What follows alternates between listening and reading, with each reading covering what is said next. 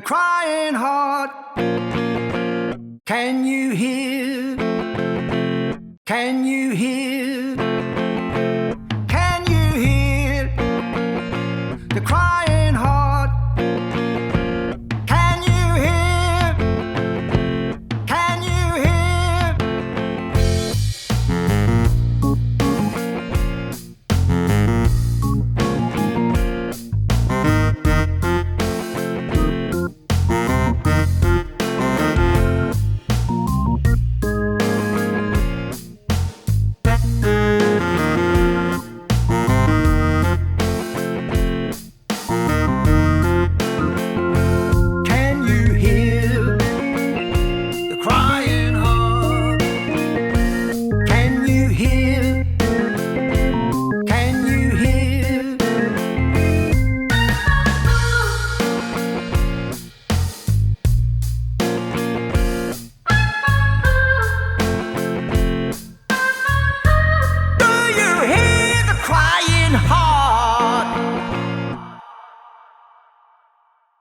So I'm just talking about Igor Pose and his aphorisms.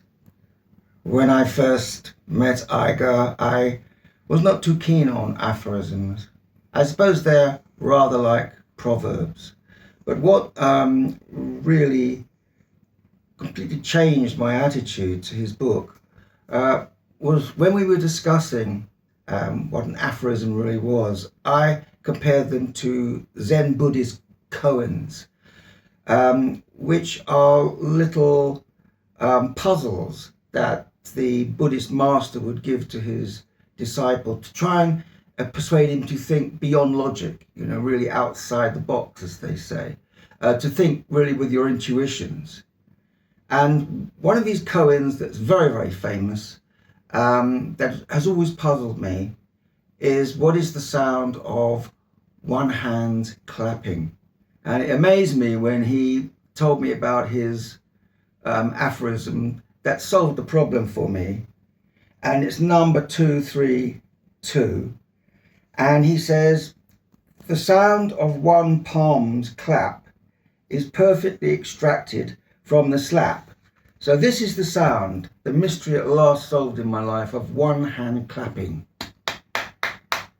Perfect. After that, I was very, very interested in his book.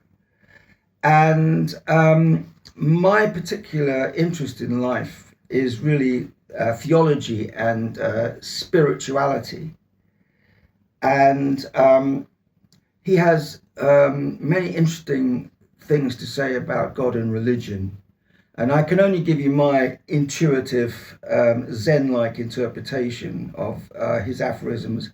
And 204 is God is beyond religion. I can't think of anything that's more profound than that, because I think religion really gives God a bad name.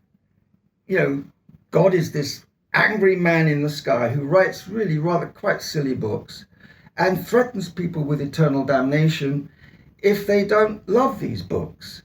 And so I really think that we have to get back to the mystics' idea of God, which is the ineffable. We simply know it's there. It's a great power, but we don't know anything about it except that it's powerful. We don't know if it forbids people to commit adultery. We don't know if it insists that women have to wear burqas. We don't know. It's not a moral God. It's a power and a complete and utter enigma. So this is what the aphorism is really saying, that our journey to understand God has only just begun. And monotheism is the first primitive phase that we have to go beyond. The world at the moment, I'm afraid, hasn't understood this very profound aphorism, and is still completely trapped in the darkness of superstition, instead of having adult conversations about God. And I think that his other aphorism, 210, seek God in yourself, that's obviously really important to seek God in yourself and not in a patriarchal, misogynistic, unholy book. So it is especially important for women because women have been for centuries told by men what God is or who God is. It's amazing that women have been fooled to believe all these patriarchal fairy tales about Adam and Eve and heaven and hell, and they really need to start a journey to find God for themselves without men telling them what God is. And it's no accident that 150 years of feminist theology is completely ignored by politicians, by the political class, by mainstream media. They don't talk about feminist theologians because nearly all these theologians in the last 150 years have identified religion as being intrinsically patriarchal. The male God, male prophets, inventing religions to control women's sexuality. So I would say to women, and I think this aphorism is saying to women, seek God in yourself. Don't listen. Don't even bother to read these silly books. You will just be turned into a blind alley. Right next to it, 211, the essence of man is in his divinity. This to me is something which is talking to me about transhumanism. Transhumanism is seeing science as a religion, and our divinity lies within our understanding of power. If we seek power in the context of monotheism, we are going to destroy ourselves. We have to believe in science as the real religion, and that the quest of science is the quest for God. And part of finding our divinity will be finding longevity. So we have more time to search for the answers to life. And longevity cannot come through Jesus. It can only come through science. It is science that will extend our lifespan and one day maybe even give us some form of immortality. So we find God within ourselves and within the quest of science. And so that I really like that aphorism. And let me see, there's so many of them. I could just sit here all day long and talk about them. 244, I know that was one I like. Oh yeah, that's it. Yeah, the panacea was found a long time ago.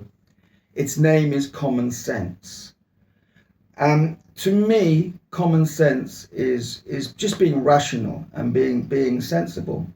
And it's amazing that the world today is actually losing its sense of common sense.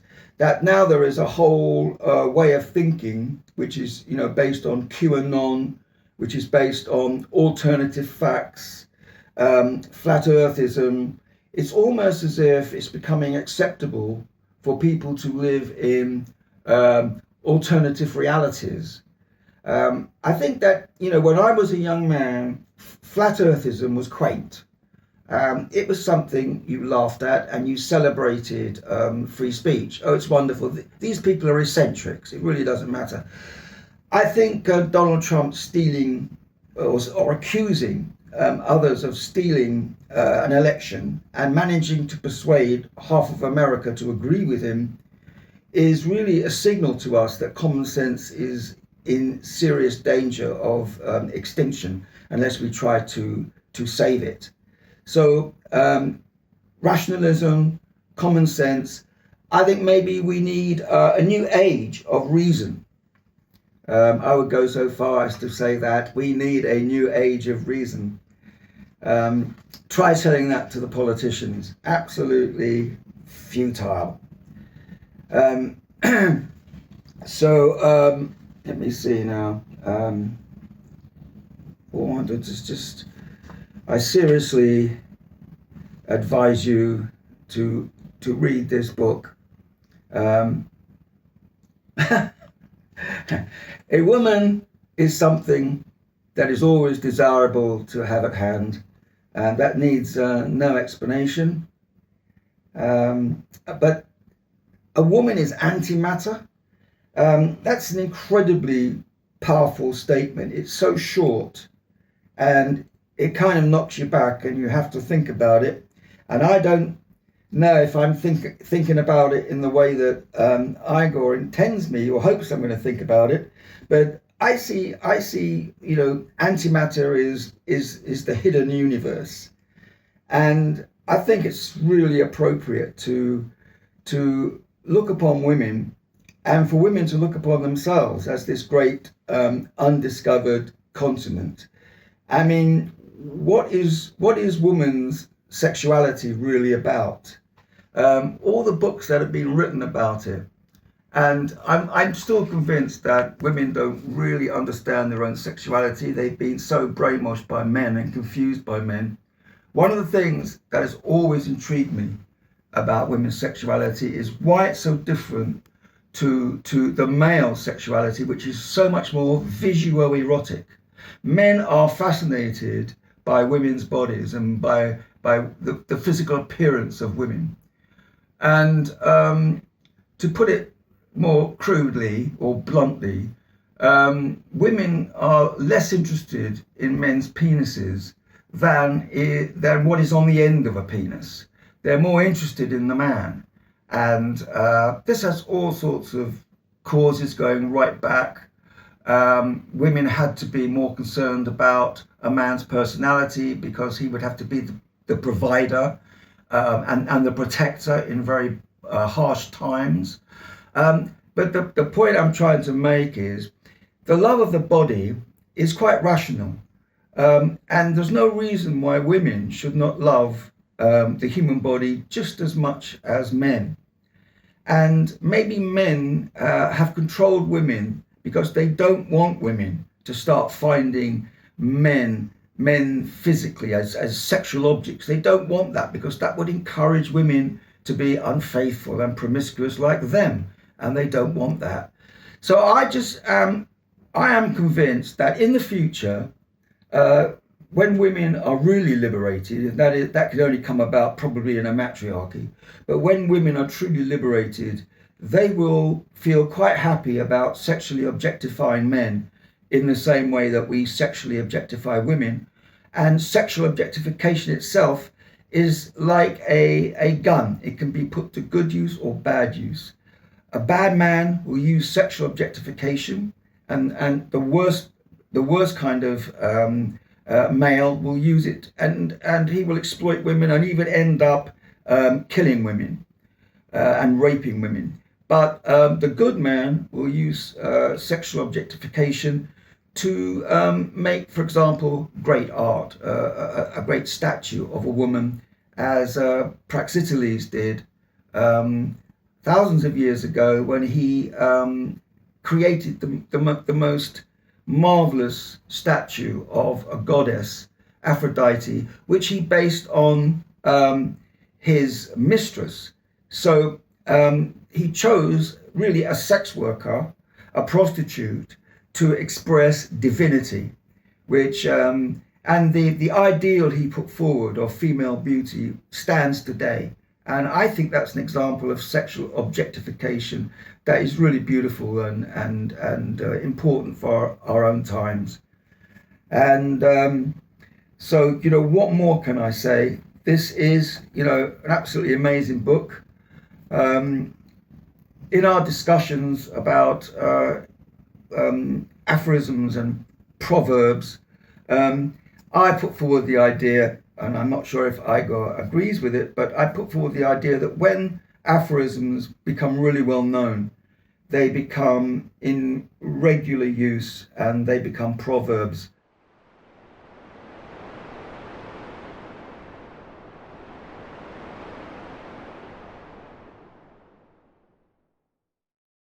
And I think the world would be a much, much better place when these aphorisms become accepted by everybody as insights into human life and on a human level and on a cosmic level.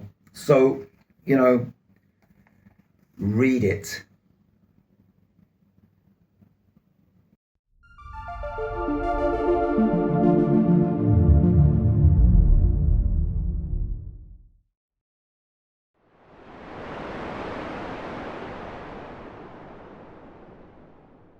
Do you hear the crying heart?